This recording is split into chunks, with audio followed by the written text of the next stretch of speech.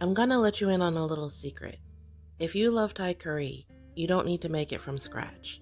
In this video, I'll tell you my favorite shortcut for getting dinner on the table in under 20 minutes. Start out by sauteing about a cup of vegetables in a tiny bit of oil. I'm using chopped up zucchini and beans.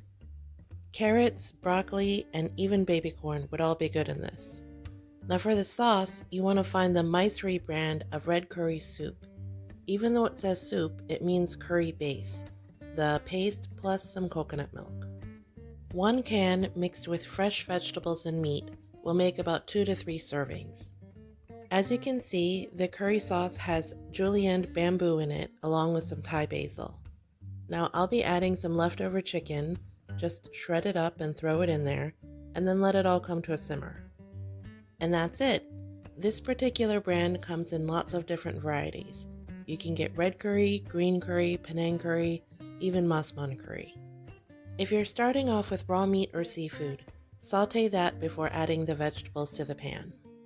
If you have a big Asian grocery store near you, you should be able to find this curry sauce pretty easily. If not, you can get it on Amazon. Drop me a line in the comments and let me know what you think. Have you ever tried this brand of curry sauce before? How do you like to make your curry dishes? I'd love to hear from you.